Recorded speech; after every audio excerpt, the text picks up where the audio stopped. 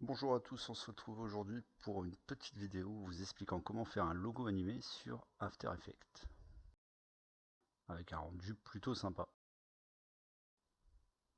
Donc ce tutoriel est disponible sur mon site web, c'est un peu plus simple pour voir les captures d'écran. Donc pour ce tutoriel vous aurez besoin du plugin Saber, vous trouverez donc le lien du site web et de Saber dans la description de la vidéo. Donc on se retrouve sous Photoshop. Alors je n'ai pas de logo à proprement dit, donc je vais en créer un rapidement. J'en crée un nouveau en 1920-1080 pixels pour que ça respecte la taille de la vidéo. Je lui mets un petit fond noir, donc ça c'est personnellement c'est pour voir. Je vais écrire un petit texte. Alors, on va pas faire un truc très compliqué dans la logique des choses. Si vous êtes là, c'est que vous avez déjà un logo. J'essaye de le centrer un minimum. Et je viens le sauvegarder en format Photoshop. Donc ça c'est assez utile, la liaison entre les différents logiciels d'Adobe est pas mal. Donc une fois que vous avez votre logo, on se rejoint sous After Effects.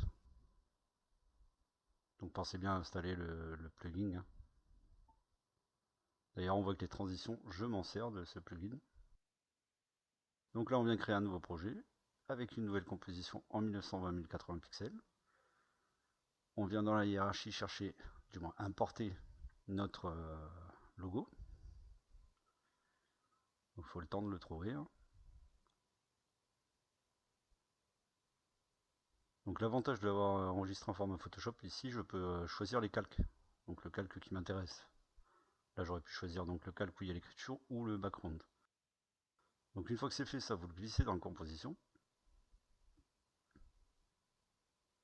Vous pouvez jouer avec la transformation. Hein. Donc ça nous permet de le déplacer. Donc là si je vais dans position, voilà, avec ces réglages là, je peux m'amuser à jouer. Donc là ce sera pas le but. Hein. On va juste le replacer rapidement.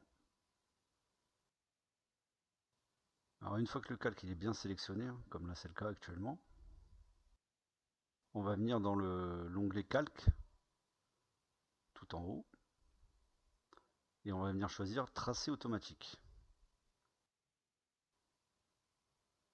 Là on valide, et on s'aperçoit que là il y a bien des masques autour du logo, et on peut aussi le voir dans la composition. On a un onglet masque qui est apparu avec plusieurs masques. Hein. Donc là on a toujours notre calque de base sélectionné, on va aller dans Effets, Vidéo Copilot, Saber. Donc là on peut voir à l'écran que ça a affiché notre effet Saber, on a l'impression d'avoir un sabre. On va dans la composition dans Effets, Saber.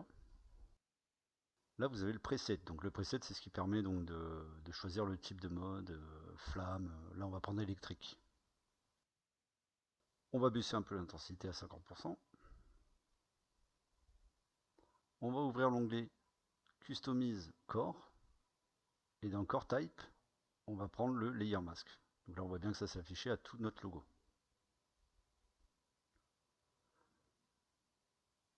On peut baisser un peu l'intensité, hein, le halo, pour que ce soit un peu moins flashy. Et maintenant je vais chercher le réglage Start Offset. Donc je viens cliquer sur le chronomètre, ça me crée une image clé. Donc je vais m'amuser à rajouter des images clés toutes les secondes pour faire apparaître ce logo de 20% chaque seconde. Ou tout du moins l'animation, puisque là... Mais on peut aussi l'appliquer d'ailleurs sur un logo, hein, pour faire apparaître, par exemple dans Transformer, vous avez l'opacité. Vous pourriez faire la même chose et le faire apparaître de 20% toutes les secondes. Donc par exemple dans les transitions des logiciels qu'on a pu voir dans la vidéo, c'est ce que j'utilise. Hein. Donc voilà, je clique sur mon losange pour créer plusieurs images clés. Donc je vais faire ça pour toutes les images clés. Je fais la même chose pour faire disparaître aussi le logo. Donc là c'est pour cette vidéo hein, que je le fais.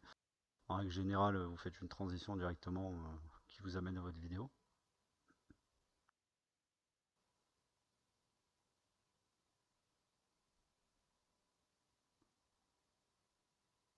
Donc bon, ça prend un peu de temps. Je suis pas précis sur les temps non plus, hein, puisque bon, je fais ça un peu à l'œil. Hein.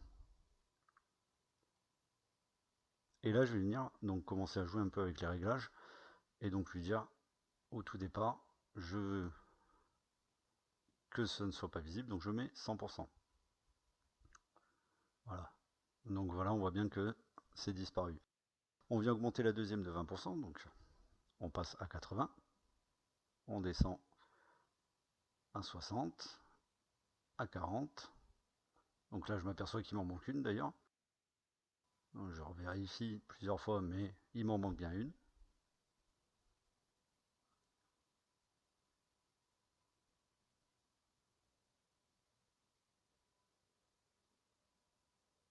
Donc ça, c'est celle à 20%, donc il me manque celle à 0%. Je viens sélectionner toutes les images clés de la suivante. Je les décale.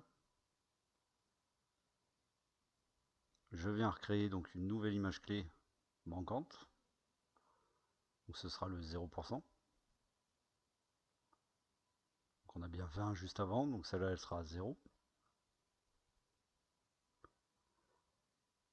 Donc s'il m'en manquait une à la première animation, il va m'en manquer une à la deuxième. Donc je viens créer encore une image clé. Et là on fait l'effet inverse. Donc je pars de 0%. Donc on est bon. Et je viens augmenter de 20%. Donc là on est à 40, 60, 80 et 100. Donc ça va nous permettre de faire disparaître le logo comme il est apparu en fait. Hein.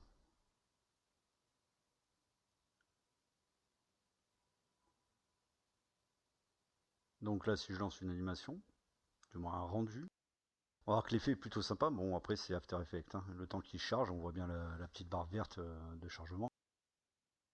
Voilà, c'est un peu long, mais le rendu est vraiment sympa. Hein. Donc là j'ai fait un effet électrique, vous pouvez faire des flammes, des auras, il y a vraiment beaucoup d'effets différents. Donc bon, le rendu est assez long, voilà, ceux qui ont l'habitude d'After Effects le verront.